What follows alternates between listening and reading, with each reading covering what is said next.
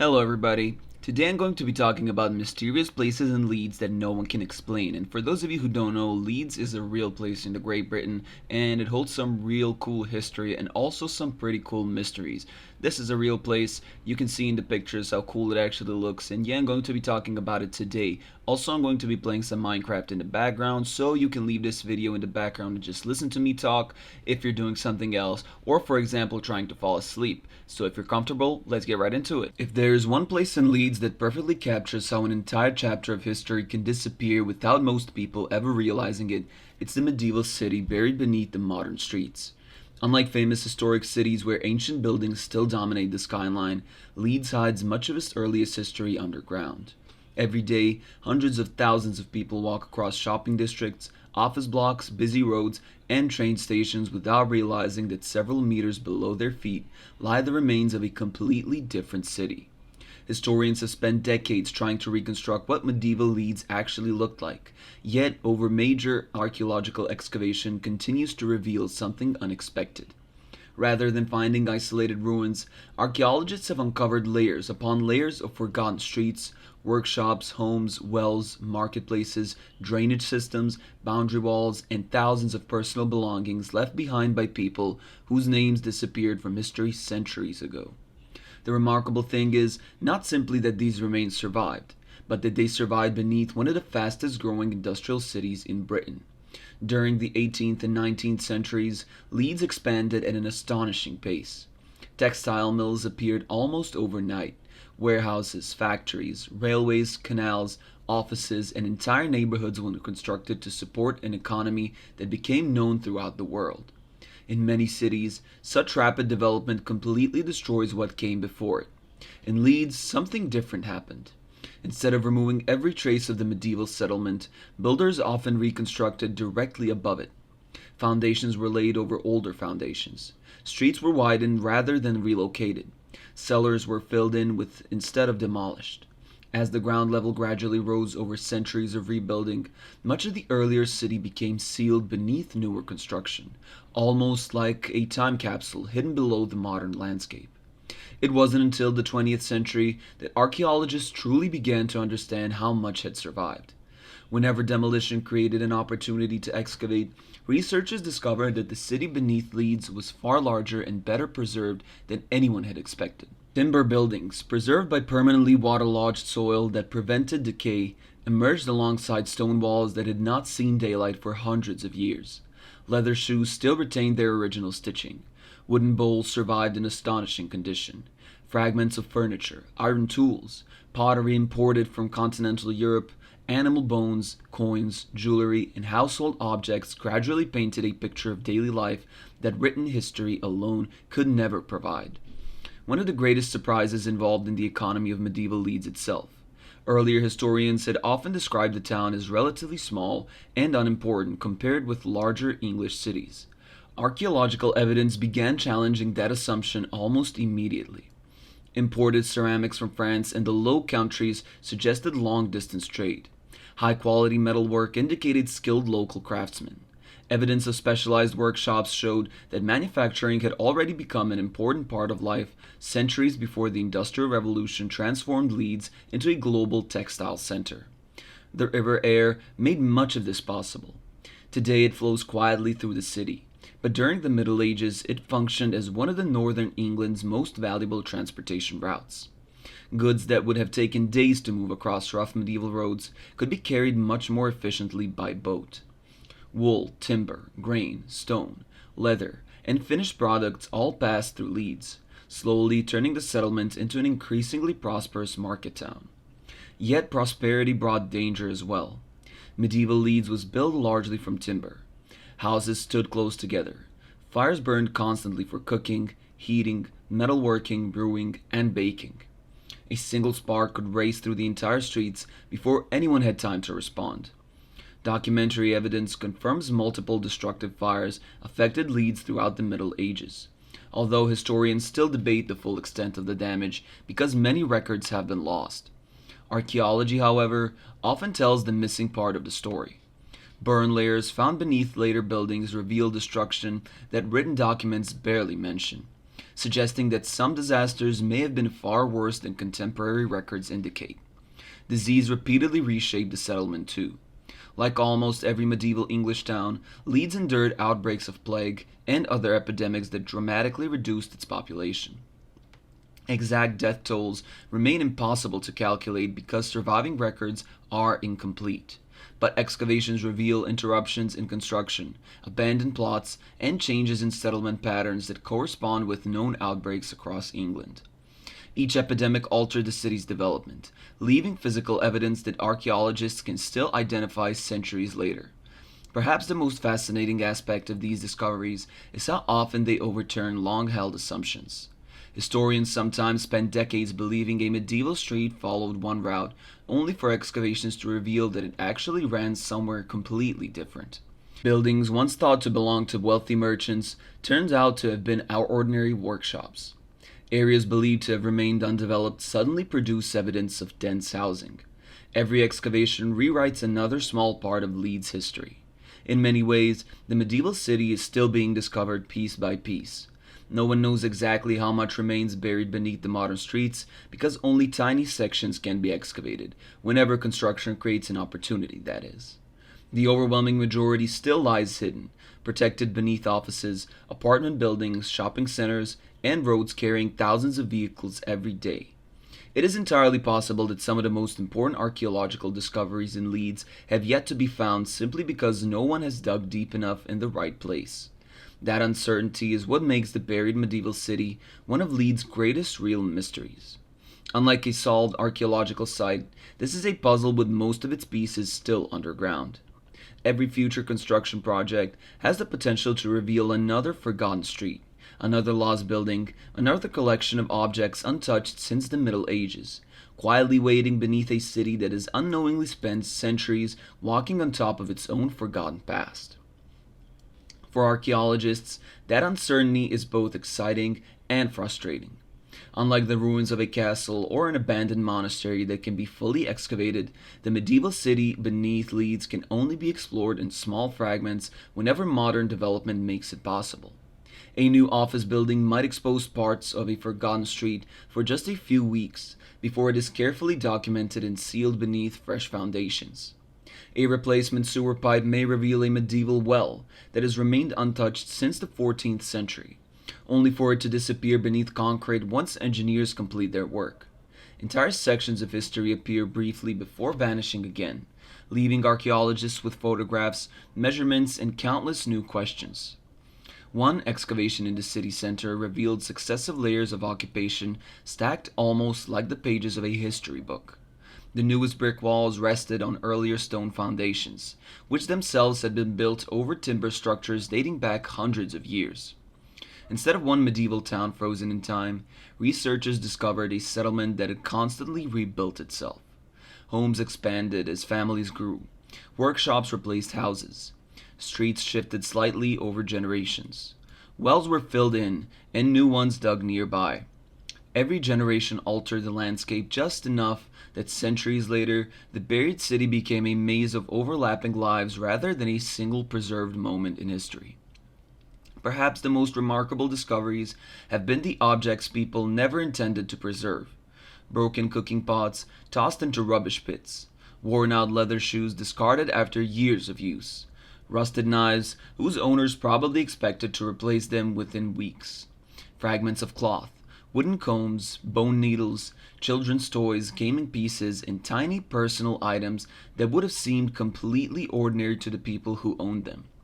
These are the discoveries that allow historians to move beyond kings and battles and instead understand what everyday life actually looked like. Analysis of animal bones found beneath Leeds have revealed changing diets over several centuries. Earlier layers contain large numbers of cattle and sheep remains, reflecting on an economy heavily dependent on agriculture and the wool trade. Later deposits include increasing evidence of imported foods and expanded commercial activity. Fish bones recovered from some excavations indicate that products were arriving from coastal regions far beyond Yorkshire, suggesting trade networks far more extensive than historians once imagined. Even tiny fragments of pollen trapped within buried soil have helped reconstruct the medieval environment surrounding Leeds, showing where woodland once stood before urban expansion gradually replaced it with houses, markets, and workshops. Coins uncovered during excavation tell another fascinating story. Some were minted locally, while others originated hundreds of miles away, demonstrating that merchants, travelers, and traders regularly passed through Leeds long before the city became famous for industry. A single lost coin may seem insignificant, but hundreds of them found across different archaeological sites create a map of economic activity stretching across generations. Combined with imported pottery and luxury goods, they revealed that medieval Leeds was far more isolated. It was already becoming an important commercial center centuries before factories transformed its skyline. Yet, despite everything archaeologists have uncovered, enormous gaps remain. Historians still debate the precise boundaries of early Leeds because later construction erased so many visible landmarks. Some medieval roads are known only from brief mentions in surviving documents. Others may have been partially identified through excavation, but disappear beneath buildings that cannot realistically be demolished simply to continue archaeological research. There are even areas beneath the modern city that experts strongly suspect contain significant remains, yet they may never be investigated unless future redevelopment creates the opportunity. This is one of the reasons Leeds continues to fascinate archaeologists. Unlike many famous historic cities, where decades of excavation have answered most major questions, Leeds still feels unfinished. Every discovery has the potential to rewrite accepted history. In several cases, excavations have forced historians to abandon theories that had been accepted for generations. Buildings believed to belong to one period turned out to be centuries older.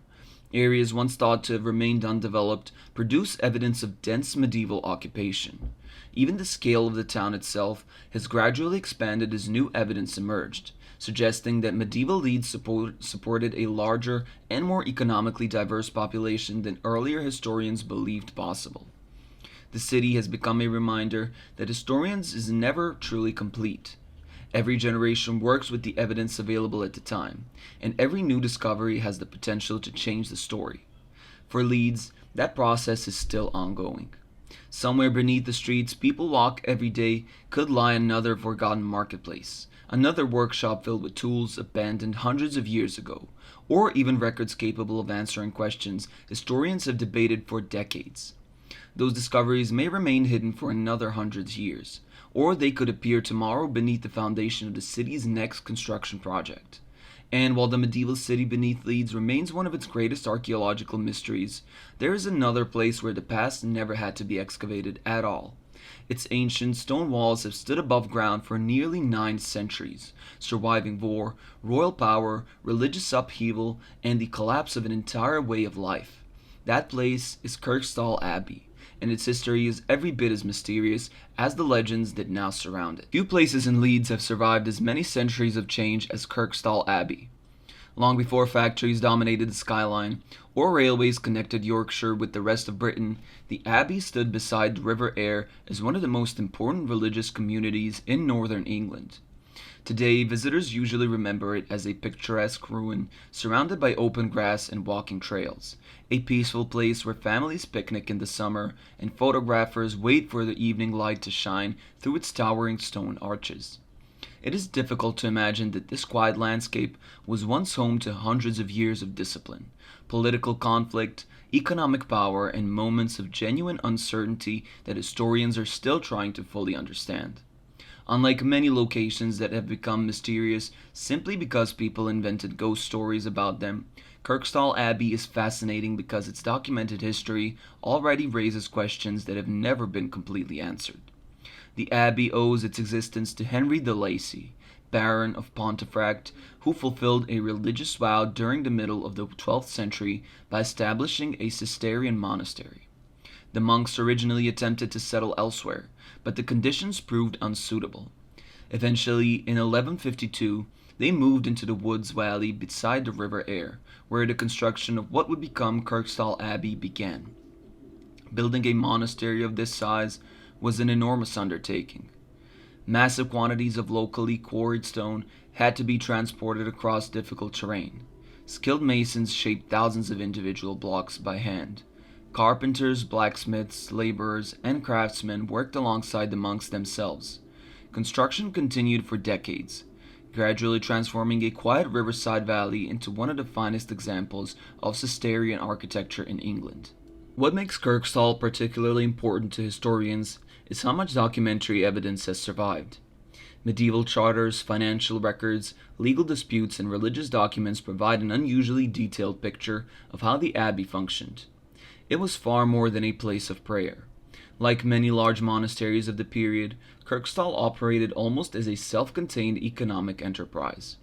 The monks managed farmland across Yorkshire, raised sheep, produced wool, operated mills powered by the river Aire, leased land to tenants, collected rents, and participated in religious trade.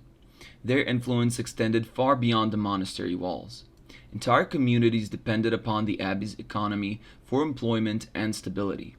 Yet, despite the wealth generated by these activities, life inside the monastery remained governed by one of the strictest religious rules in medieval Europe. The Cistercian order believed that monks should live within discipline, humility, and simplicity. Every day followed a carefully organized routine. Long before sunrise, bells called the community to prayer. Hours were divided between religious services, manual labor, study, and periods of complete silence. Food was intentionally modest. Personal possessions were almost non existent. Every aspect of daily life emphasized devotion over comfort. Archaeological excavations have uncovered evidence supporting that many of these written descriptions revealing workshops, kitchens, drainage systems, gardens, and service buildings that allowed the monastery to function almost like an independent village. One of the most remarkable engineering achievements was the sophisticated water management system. The river Aire supplied water not only for drinking, but also for sanitation, industry, and food production. Channels diverted water through different sections of the abbey before returning it to the river downstream. Some historians believe these hydraulic systems were among the most advanced in medieval Yorkshire. Even today, archaeologists continue studying how the monks adapted the natural landscape to support such a large religious community. While much of Kirkstall's history is well documented, there are still periods that remain surprisingly unclear. Records occasionally disappear for years at a time. Some financial accounts survive in extraordinary detail, while others have been completely lost. Historians know the names of certain abbots and major benefactors, yet almost know nothing about the dozens of ordinary monks who spent their entire adult lives within these walls. Excavations regularly uncovered burials whose identities can never be established because no written record survives to connect names with graves. Human remains recovered during archaeological investigations have helped researchers estimate age, diet, disease, and physical labor, but they cannot answer the simplest questions of all: who these people actually were. One particularly interesting mystery concerns the scale of the abbey's surrounding settlements. Documentary sources indicate that numerous lay workers, servants, craftsmen, and tenant farmers lived close to the monastery, yet archaeologists still debate exactly where many of these buildings once stood. Some structures have been identified through excavation, while others appear only in scattered medieval documents without precise locations. It is entirely possible that additional remains still lie buried beneath nearby land that has never been systematically excavated. Every new archaeological survey adds another small piece to the puzzle without fully completing it. Then came the greatest upheaval in the abbey's history. During the reign of Henry VIII, England experienced one of the most dramatic religious transformations in its history. Beginning in 1530s, the king ordered the dissolution of the monasteries, closing religious houses throughout the country and transferring their wealth to the crown. Kirkstall Abbey became one of thousands of institutions affected by this enormous political and religious campaign. In 1539, after nearly 4 centuries of continuous occupation, the monastery officially surrendered. The monks left. Valuable materials were stripped from the buildings. Lead disappeared from the roofs. Timber was removed. Stone was reused in later construction projects throughout the surrounding area. What had once been a thriving religious and economic center gradually became an abandoned ruin. Yet, even this period contains unanswered questions. Historians know the broad sequence of events, but continue debating exactly how quickly the abbey fell into decline. Some evidence suggests Part of the complex remained in limited use after the dissolution, while other records imply abandonment occurred much more rapidly. Archaeological evidence occasionally contradicts written sources, making it difficult to reconstruct the final years of the monastery with complete certainty. The physical destruction itself was also surprisingly selective. Rather than demolishing the entire complex, many structures were simply left standing after their valuable materials had been removed.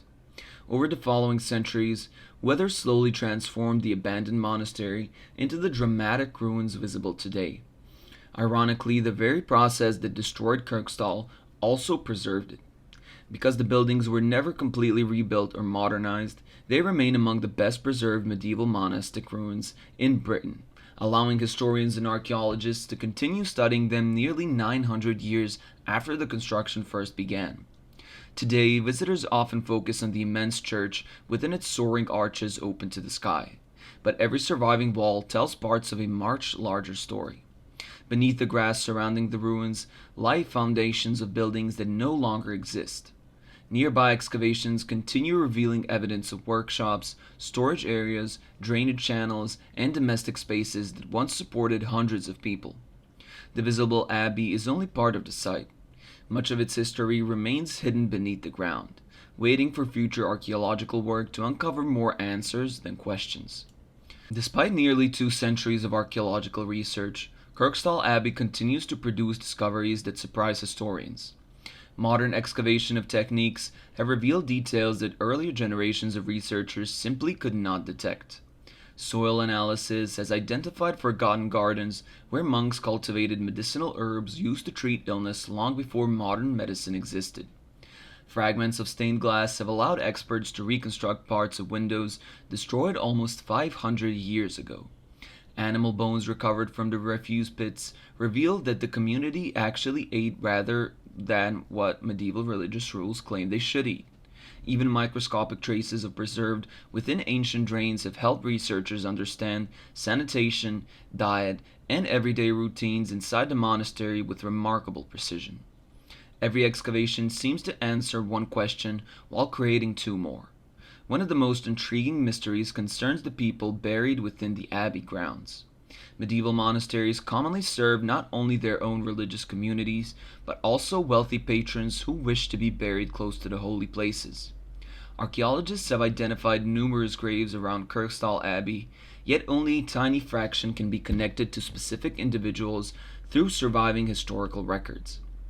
Most belong to anonymous men and women whose identities had disappeared forever. Scientific analysis has revealed clues about their lives. Some skeletons display signs of years of intense physical labor. Others show evidence of arthritis, healed fractures, nutritional deficiencies, or infectious diseases common during the Middle Ages. Teeth reveal childhood diets, while bones preserve evidence of lifelong occupations. Yet, despite everything modern science can determine, the names, personalities, and stories of most of these individuals remain completely unknown. They lived, worked, worshipped, and died here, leaving behind only silent evidence buried beneath the grass. Another mystery involves the daily interaction between the monastery and the surrounding population. Although Cistercian monks valued isolation, complete separation from society was impossible. Farmers supplied goods, merchants constructed business, travelers sought shelter, local craftsmen worked on repairs and construction projects. Written document records dispute over land ownership, fishing rights, taxation, and access to water, demonstrating that the abbey was deeply connected to the wider community despite its spiritual ideals. Historians continue debating exactly how these relationships functioned on an everyday basis, because surviving records usually describe conflicts rather than ordinary cooperation. As a result, the routine exchanges that sustained both the monastery and nearby settlements remain partially hidden within history. The river Aire itself adds another layer to the mystery. Over hundreds of years, its course shifted naturally, while human engineering altered the surrounding landscape. Medieval channels dug by the monks gradually disappeared beneath later developments, making it difficult for these researchers to reconstruct the original hydraulic system in its entirety. Some sections have been identified through excavation, while others survive only as subtle anomalies beneath the modern ground. Historians know the monks possessed sophisticated knowledge of water management, yet no complete map of their original system exists today. Every archaeological investigation reveals another fragment, but the full network has never been completely reconstructed. Then there is the mystery of what was taken away after the dissolution. Historical documents confirm that valuable metals, roofing materials, timber beams, and decorative stone were removed from Kirkstall following Henry VIII's orders. But historians still cannot account for everything that once existed inside the monastery. Richly decorated altars vanished, religious sculptures disappeared. Precious manuscripts that almost certainly belonged to the abbey have never been identified with certainty. Some were undoubtedly destroyed during the religious upheaval. Others may have been sold, recycled, hidden, or scattered among private collections long before anyone considering preserving them as historical treasures. The surviving architecture represents only a fraction of what visitors would have seen during the monastery's peak. The interior that once inspired awe have largely vanished from history. Over the centuries, the ruins themselves became part of Yorkshire's cultural identity. Artists visited the sketch by dramatic stone arches. Poets described the atmosphere during the abandoned church standing open to the sky. During the 18th and 19th centuries, the Romantic movement transformed ruined monasteries into symbols of history, memory, and the passing of civilizations. Kirkstall Abbey became one of the country's most celebrated ruins, attracting visitors long before heritage tourism existed in its modern form. Ironically, the same abandonment that followed the dissolution ultimately preserved the site for future generations. Had the buildings remained economically useful, they would almost certainly have been altered beyond recognition.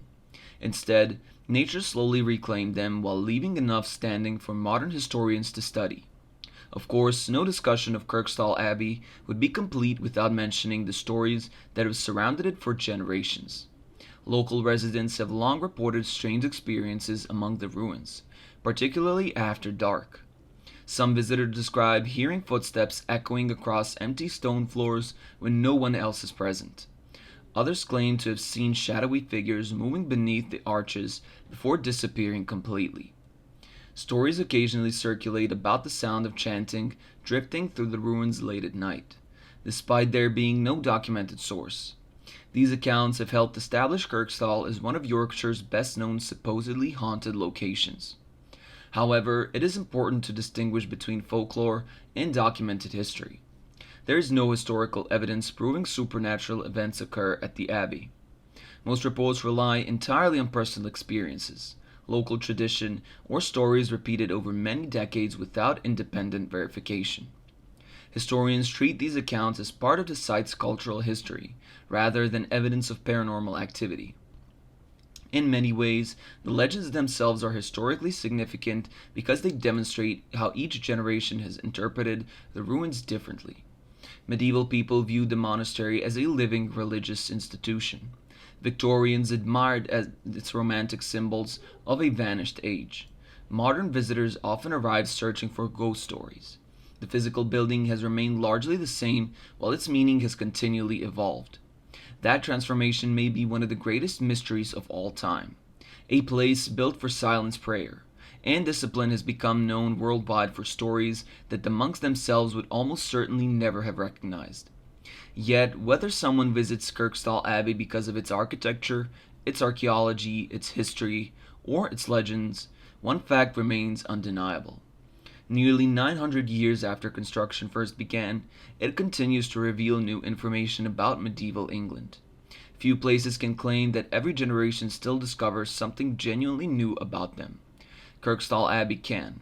And while its mysteries have accumulated slowly over centuries, the next location on our journey became mysterious almost overnight. Hidden behind the grand walls of one of Yorkshire's most magnificent country houses lies a history shaped by royal politics, imprisonment, betrayal, and stories that have blurred the line between documented fact and enduring legend. Temple Newsome. Temple Newsome is one of those places that seem almost too perfect to be real. Surrounded by hundreds of acres of parkland on the eastern edge of Leeds, the magnificent Tudor Jacobean mansion appears frozen in time, standing much as it has for centuries while the modern city slowly expanded around it. Every year, hundreds of thousands of visitors walk through its halls, admire its collecting of fine furniture and paintings, and explore the landscape of grounds without realizing that the house has witnessed some of the most turbulent periods in English history. Unlike many historic estates that simply belonged to wealthy families, Temple Newsam repeatedly found itself connected to some of the most powerful people in the country.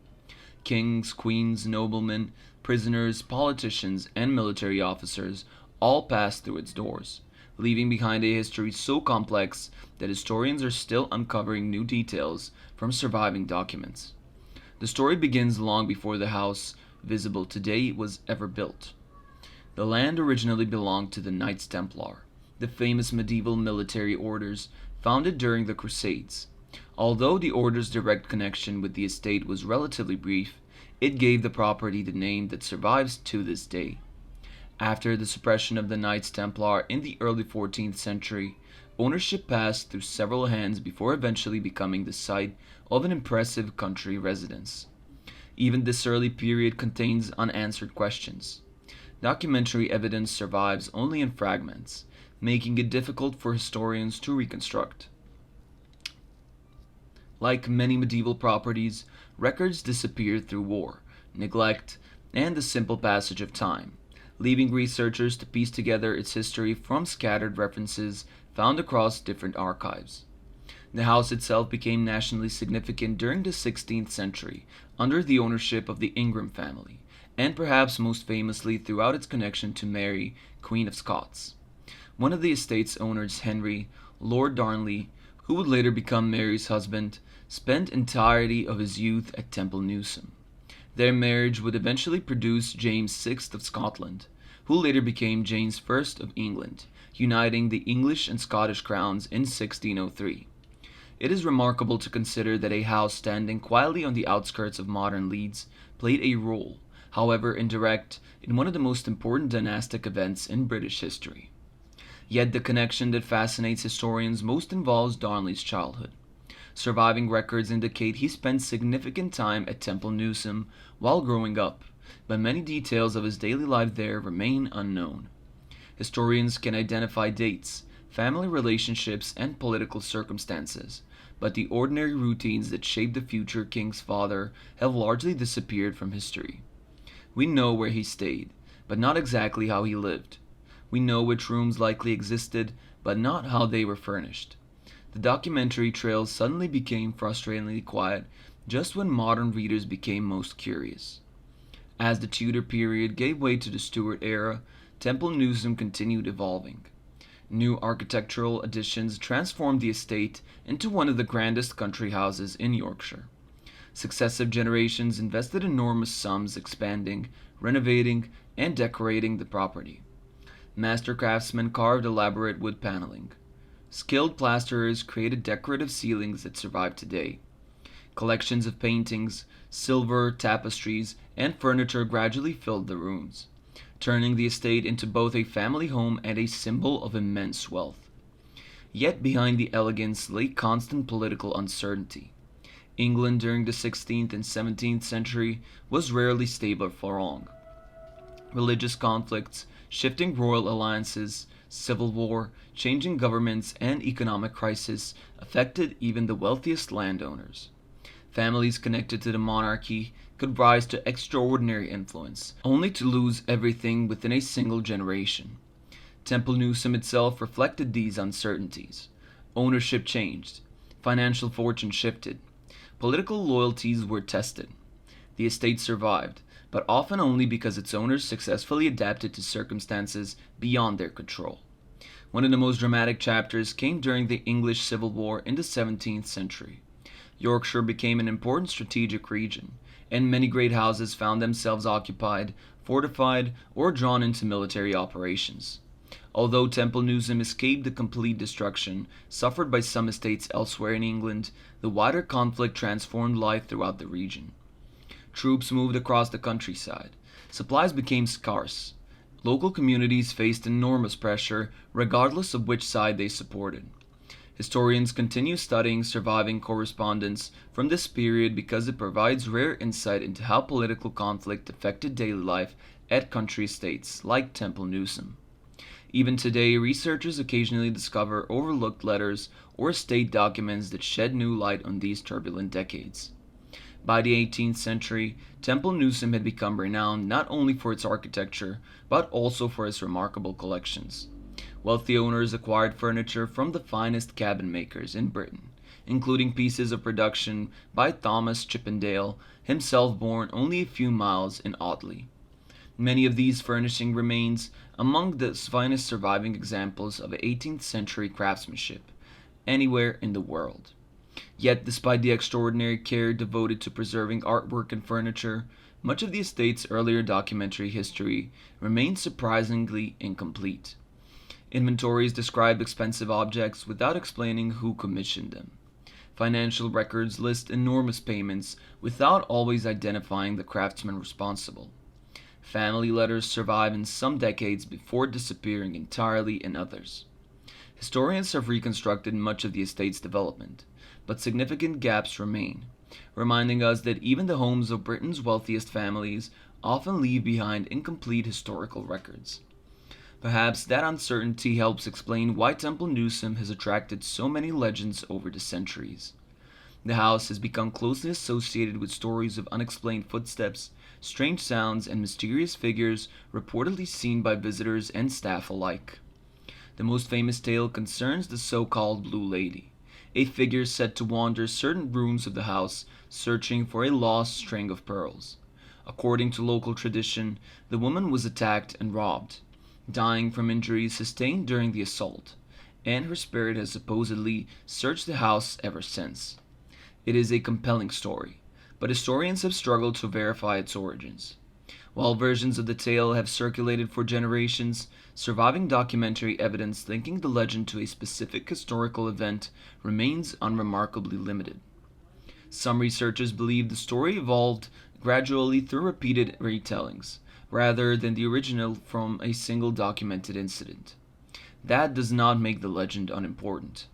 On the contrary, it demonstrates how historic buildings develop cultural identities extending far beyond verifiable history. Visitors rarely remember only architectural details. They remember the stories attached to places. Over time, those stories become parts of the site's heritage, regardless of whether they can be historically confirmed. Temple Newsam is a perfect example. Its documented history alone is extraordinary. Yet generations have continued adding new layers of folklore, creating a house where the fact and legend now exist side by side.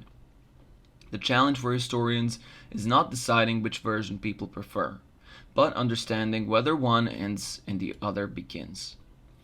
Yet there is another reason Temple Newsam continues to intrigue historians, and it has nothing to do with ghosts.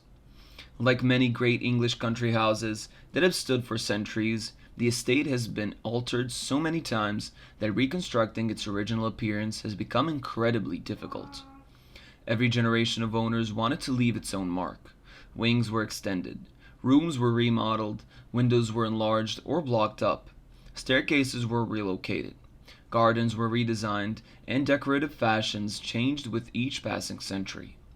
What visitors see today is not a perfect snapshot of the particular moment in history, but rather the accumulated result of hundreds of years of continuous modification. During restoration work, conservators have repeatedly discovered traces of earlier buildings hidden inside later construction. Beneath decorative 18th century paneling, they have uncovered Tudor brickwork. Behind walls, they have found blocked doorways leading nowhere. Floorboards lifted for repairs have revealed older flooring underneath, while careful analysis of roof timbers has shown some that sections of the house were constructed decades apart despite appearing almost identical from the outside. It is almost as though every generation buried part of their previous house inside the new one, instead of completely replacing it. Historians often describe Temple Newsam as an architectural puzzle because no single period tells the whole story. Understanding the estate requires peeling back centuries of alterations, one layer at a time. Modern technology has helped answer some of these questions. Laser scanning, structural analysis, and detailed building surveys have identified subtle differences in stonework and timber that would have been impossible to detect only a few decades ago. These studies have confirmed that parts of the mansion developed in ways not fully reflected in surviving written records. In some cases, construction appears to have begun earlier than historians previously believed. In others, renovations, though to belong to one owner, were actually completed by the next generation. It serves as another reminder that even well documented historic buildings continue to challenge accepted history. The surrounding estate presents even more unanswered questions. Covering hundreds of acres, the parkland continues traces of earlier roads, boundaries, gardens, agricultural features, and buildings that no longer exist. Archaeological surveys have identified earthworks almost invisible to casual visitors, hinting at structures whose purpose is still debated. Some may represent former service buildings connected to the house. Others could belong to much earlier periods, pretending the current estate altogether. Because only limited excavations has been carried out across much of the parkland, many of these features remained unexplained. Historians know they are there, but they cannot yet say with complete confidence what they once were. Even the famous landscape itself is partially an illusion. Visitors often imagine that the sweeping lawns, carefully positioned trees, and long views across the estate have always looked this way. In reality, the landscape has changed dramatically over the centuries. Formal gardens disappeared. New plantations were introduced. Lakes were reshaped. Roads were diverted. Entire sections of woodland were planted or cleared depending on changing factions and particular needs. Estate maps preserved from different centuries reveal a landscape in constant transition rather than one frozen in time. This makes it surprisingly difficult to determine exactly how Temple Newsam appeared during some of the most important events in its history. Historians can reconstruct broad outlines, but many details remain uncertain because each generation inherited and altered what the previous generation had created. During the 19th century, the estate entered another period of transformation as industrial Leeds expanded rapidly. The city that had once been separated from Temple Newsam by open countryside gradually grew outward until urban development approached the estate itself. Yet, despite enormous pressure for housing and industry, the mansion and much of its surrounding land survived. That survival was far from inevitable. Numerous historic estates across Britain were demolished during periods of financial hardship or changing social conditions. Temple Newsam escaped that fate, eventually passing into public ownership in the early 20th century, ensuring that one of Yorkshire's greatest historic houses would remain preserved for future generations. Today, the mansion functions as a museum, but it also is an active historical laboratory. Conservators continually study paintings, furniture, textiles, manuscriptures, and the building itself using techniques available to earlier researchers. Tiny paint samples reveal forgotten color schemes hidden beneath later decoration. Tree ring dating provides increasingly accurate construction dates for timber used throughout the house. Scientific analysis of historic fabrics uncovers details about trade, manufacturing, and craftsmanship stretching back hundreds of years ago. Every conservation project seems to uncover another unexpected detail about the estate's long history. What the reason alone, Temple Newsam remains one of Leeds' most fascinating historical sites, not because every mystery has been solved, but because new discoveries continue to emerge from a house that many people assume historians already know everything about. It stands as proof that history is rarely complete. Even after centuries of study, important questions remain unanswered. Hidden not beneath dramatic ruins or forgotten tunnels, but within the walls of one of England's best preserved country houses. And while Temple Newsam's mystery accumulated gradually through hundreds of years of political change and architectural evolution, the next place tells a very different story. There, the mystery isn't about what happened over centuries. It's about why tens of thousands of people still rest beneath an ordinary stretch of grass in the middle of modern Leeds, where almost everyone walking across it has no idea what lies only a few feet below their shoes. Long before the University of Leeds became one of Britain's leading educational institutions, The land immediately beside it served a very different purpose. Today, students hurry across the open lawns of St. George's Fields carrying backpacks and coffee cups, revising for exams, meeting friends, or simply enjoying one of the largest green spaces close to the campus. To most people, it looks like an ordinary park. There are no endless rows of headstones, no towering monuments, no obvious indication that this was once one of the largest Victorian cemeteries in northern England. Yet beneath the carefully maintained grass lies a hidden landscape that has never truly disappeared. More than 93,000 people are still buried here, making it one of the most extraordinary examples of a lost cemetery surviving beneath a modern city. Unlike many urban cemeteries that were eventually cleared through large scale exhumations, St. George's Fields was transformed into a very different way. The people buried beneath the ground were almost entirely left where they had originally been laid to rest. The mystery is not whether they remained there. That's well documented. But why so few people know the story today? The cemetery was established during one of the fastest periods of urban exploration in Leeds. By the early 19th century, the city's population was growing at an extraordinary rate, as factories attracted workers from across Yorkshire and beyond. Existing churchyards had become dangerously overcrowded. Graves were frequently reused, sanitation was becoming a serious concern, and public health reforms warned that Leeds desperately needs a new burial ground capable of serving an industrial city that seemed to grow larger every year. In response, the Leeds General Cemetery Company was formed in 1833. 2 years later, the cemetery officially opened, occupying a large hillside overlooking the expanding town.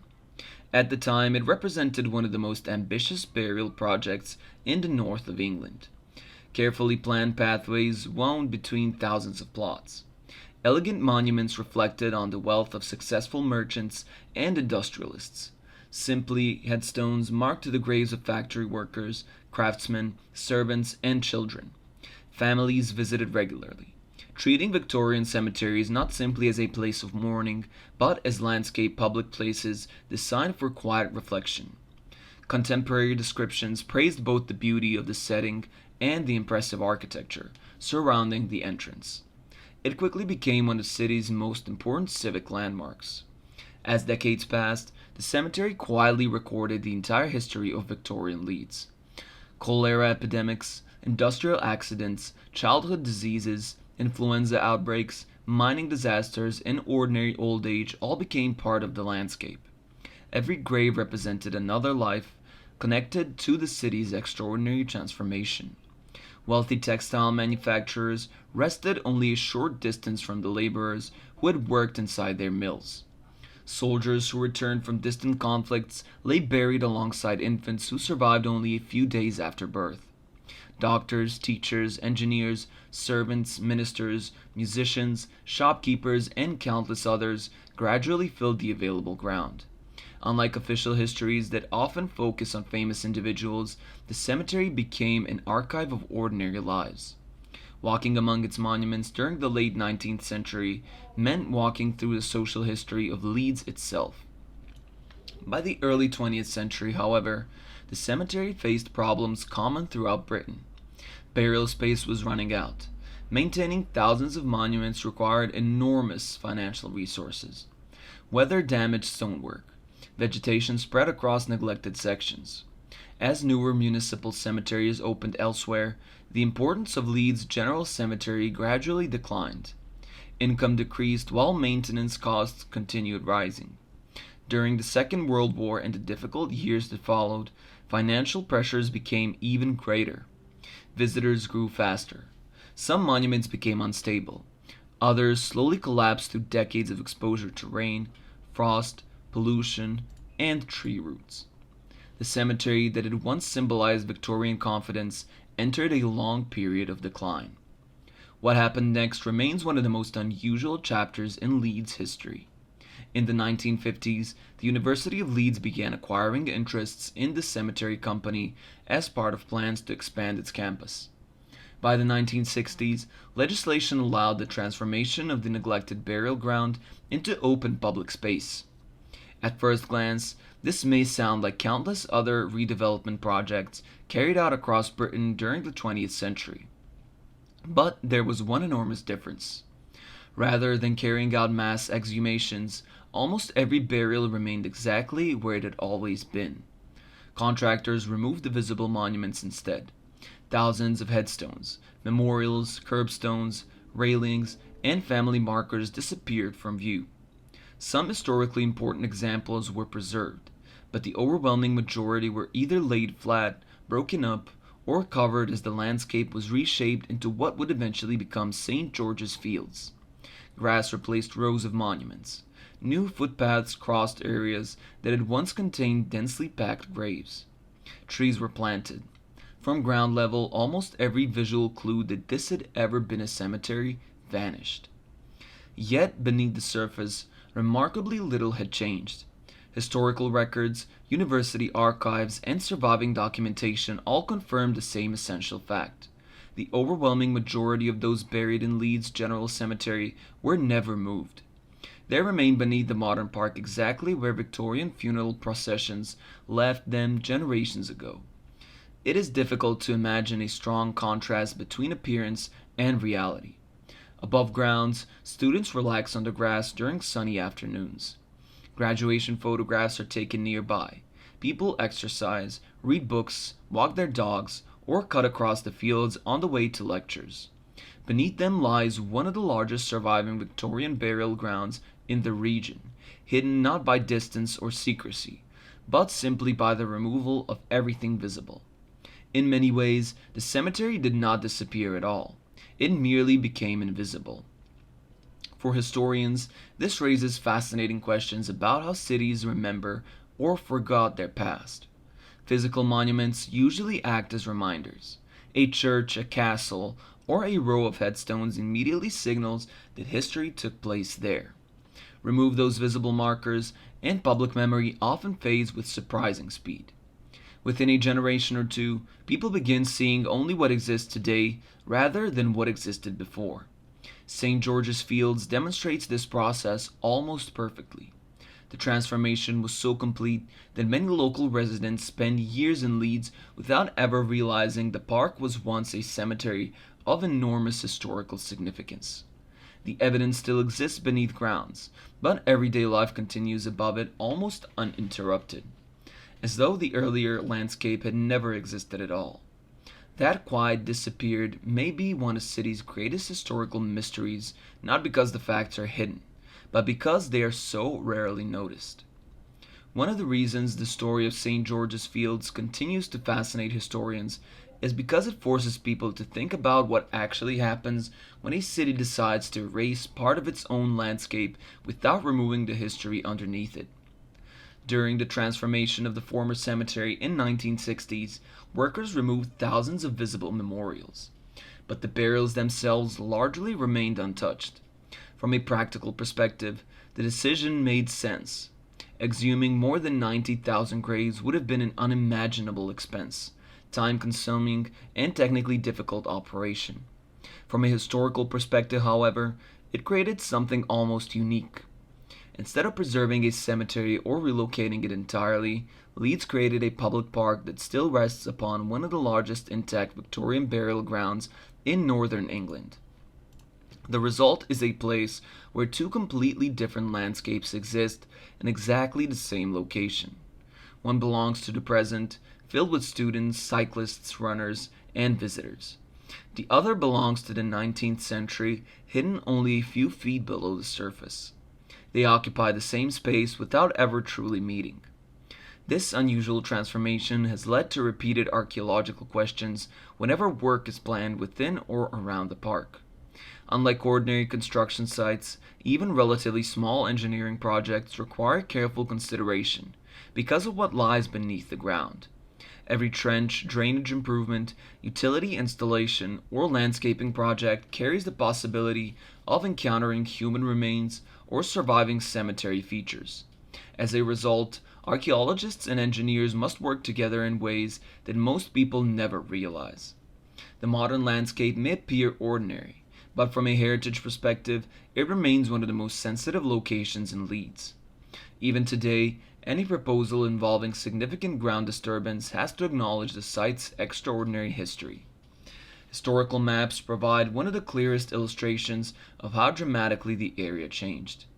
Comparing Victorian plans with modern satellite images reveals a landscape that is almost impossible to recognize. Long avenues lined with monuments have disappeared beneath lawns. Family plots, once separated by decorative railing, now sit beneath footpaths. Curving cemetery roads that funeral processions followed for generations no longer exist as visible routes. Yet their approximate position can still be traced by researchers comparing old surveys with the present day park. It is almost like looking at two completely different cities, occupying the same coordinates on a map. Without access to historical documents, very few people would ever guess what once stood there. Perhaps the most valuable aspect of the cemetery is the extraordinary record it preserves of Victorian society. Researchers studying burial registries have been able to reconstruct demographic patterns that reveal how Leeds changed during the Industrial Revolution. Infant mortality rates, life expectancy, occupational hazards, epidemics, and family structures all became visible through carefully identified waves of deaths associated with outbreaks of cholera and influenza. Industrial accidents appear in clusters, reflecting the dangers faced by workers employed in factories, mills, foundries, and railway construction. Entire families sometimes disappear from the records within days of one another, victims of disease that spread rapidly throughout overcrowded 19th century neighborhoods. These are not simply names written in old books. Together, they provide one of the most complete pictures of everyday life and death in Victorian Leeds. The cemetery also illustrates the enormous social differences that existed within the city. Wealthier families could afford elaborate monuments carved from expensive stone, complete with lengthy inscriptions celebrating successful careers, charitable work, or respected positions within the community.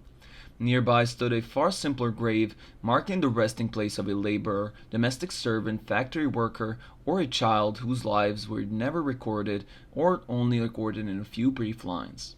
In death, everyone occupied the same hillside, yet the monuments reflected the inequalities that shaped Victorian society. Although most of those memorials have disappeared from public view, surviving records allow historians to reconstruct much of the cemetery's original appearance and understand how status continues to influence burial practices long after life has ended. Another remarkable feature is how much genealogical research continues to depend upon the cemetery's surviving documentation. Thousands of people around the world tracing family histories eventually discover ancestors buried here. Because Leeds attracted workers from across Britain during the Industrial Revolution, descendants now live throughout Europe, North America, Australia, and New Zealand. For many families, burial registers preserved from the cemetery provide the final confirmed records of relatives whose lives would otherwise have vanished into history. Every year, researchers continue uncovering forgotten family connections using records associated with a cemetery that physically appears to have disappeared. Naturally, a place with such an unusual history has accumulated its share of ghost stories. Over the years, some visitors have claimed to experience an unusual atmosphere while crossing the fields after dark. Others describe an unexplained feeling that the area is somehow different from surrounding parts of the university campus. A handful of local paranormal groups have reported strange lights, distant voices, or figures seen between the trees late at night. However, just as with every location in this documentary, it is important to separate folklore from documented fact. There is no scientific evidence demonstrating paranormal activity at St. George's Fields, nor are there reliable historical records supporting many of the more dramatic stories repeated online. Most appear to have developed relatively recently, perhaps because people naturally react differently once they learn what lies beneath the grass. Psychologists have long noted that knowledge alone can influence how people interpret ordinary sounds, shadows, or unfamiliar environments. A quiet park feels very different once someone tells you that more than 90,000 people remain buried beneath it. In many ways, that psychological effect may be more interesting than any ghost story. The land itself has not changed. The trees remain the same, the paths remain the same.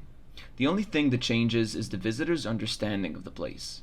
A shortcut across campus suddenly becomes a walk through one of the largest historical burial grounds in Yorkshire. A peaceful patch of grass transforms into a landscape carrying more than a century of human history beneath its surface. Few places demonstrate the power of hidden history so effectively. Nothing visible demands your attention. There are no towering ruins or dramatic monuments announcing what happened here. Instead, the story exists almost entirely below ground and within historical archives, quietly waiting for those willing to look beyond the modern landscape. That ability to conceal history in plain sight seems to define Leeds itself.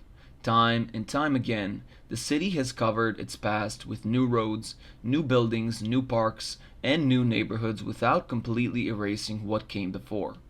Sometimes those earlier landscapes survive only as buried archaeological remains. Sometimes they continue standing behind restored stone walls, and occasionally they remain hidden beneath places visited by thousands of people every single day. Yet no location illustrates that contrast between appearance and reality more dramatically than the network of forgotten tunnels, buried waterways, and hidden passages running beneath the streets of Leeds. Unlike the cemetery, these places were never intended to be seen at all.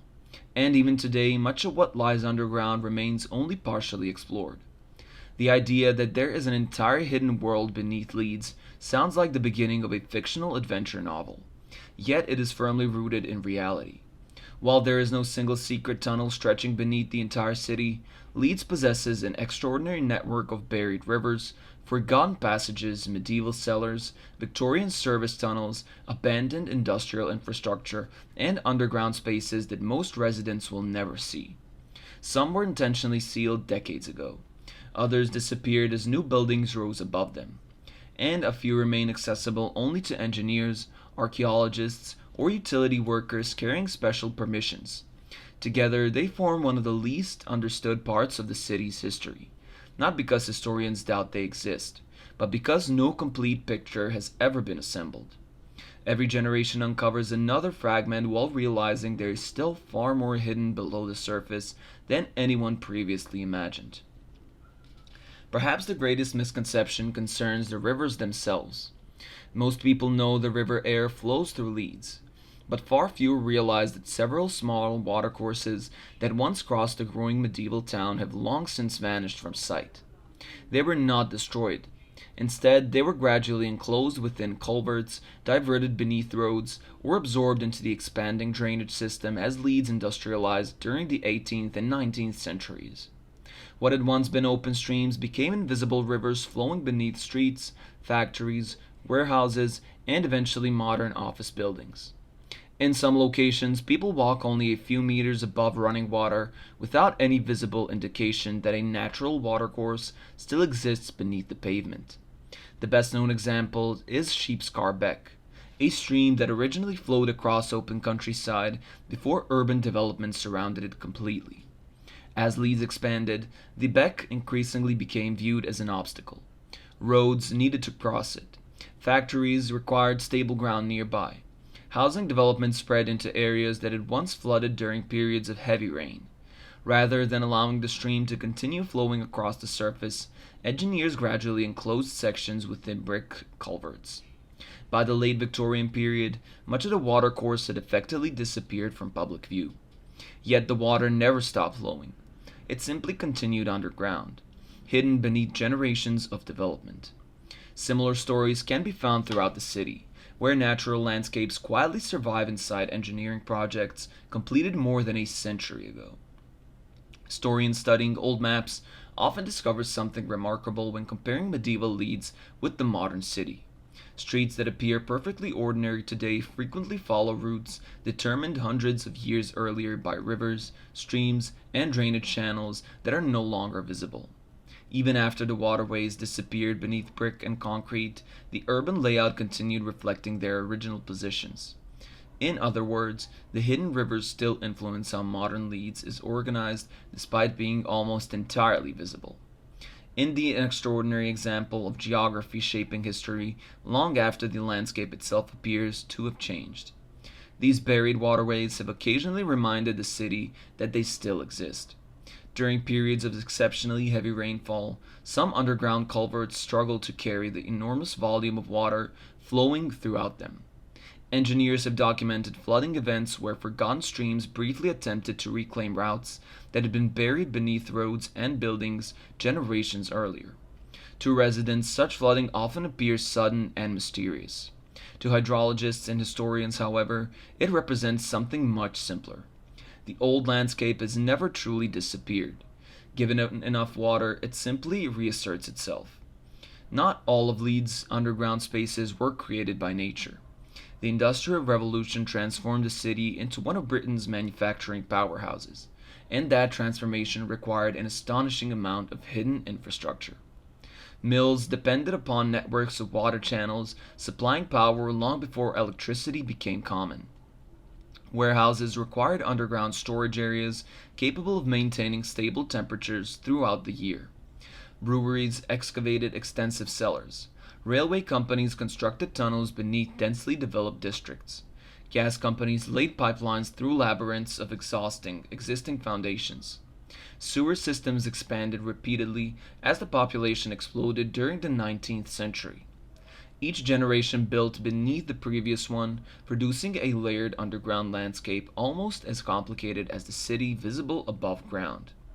Many of the oldest cellars remain hidden beneath modern buildings. Some date back several centuries, surviving numerous reconstructions above them. In a few cases, owners renovating historic properties have unexpectedly broken through later walls only to discover forgotten rooms sealed for decades. These spaces occasionally contain discarded bottles, fragments of furniture, tools, business records, or construction materials left behind the previous occupants. More often, they're simply empty chambers whose original purpose has been lost. Historians can sometimes identify them using old insurance plans or property records, but many remain difficult to explain because documentation disappeared long ago. One particularly fascinating aspect of underground Leeds is how often modern engineering projects uncover evidence of earlier engineering projects. Workers replacing Victorian pipes may encounter medieval drains. Excavating for a new basement can reveal foundations belonging to 18th century warehouses that themselves incorporated older stonework. In several documented excavations, archaeologists have found that builders repeatedly reused surviving walls rather than constructing entirely new foundations. As a result, sections of modern Leeds literally rest upon architecture, spanning hundreds of years each generation, adapting what already existed instead of starting from scratch. The railway age added another hidden dimension to the city. During the 19th century, Leeds became one of Britain's major railway centers, requiring extensive tunnels, retaining walls, service passages, and underground engineering works. While the Great Station and viaducts remain visible, much of the supporting infrastructure was designed never to attract attention. Drainage galleries, inspection chambers, cable routes, ventilation shafts, and maintenance passages spread beneath areas that today appear completely ordinary. Most members of the public will never enter these spaces, yet they continue performing essential functions more than a century after they were first constructed.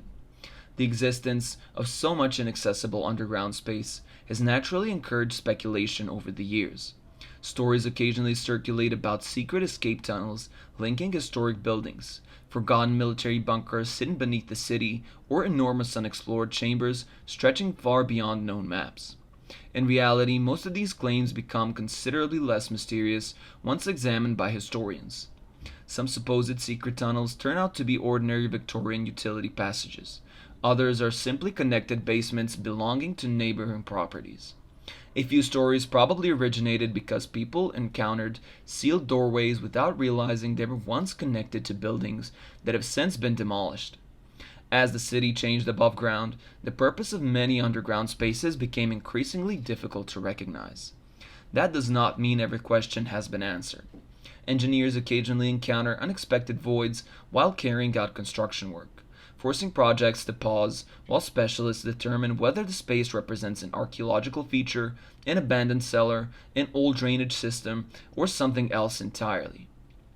Ground penetrating radar has improved researchers' ability to identify buried structures without excavation. But even modern technology cannot provide complete certainty beneath densely developed urban environments. Large sections of our underground leads remain only partially mapped because access is limited and many areas lie directly beneath active roads or occupied buildings. For archaeologists, this creates one of the city's greatest ongoing mysteries. How much of old Leeds still survives below the surface? No one knows. Every decade reveals another small piece of the answer. Yet the overwhelming majority of the underground landscape remains inaccessible.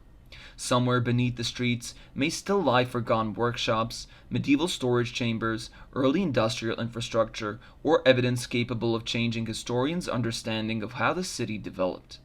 The hidden Leeds beneath modern Leeds is not a myth.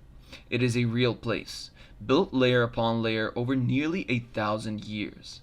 And despite generations of research, no one has ever seen the whole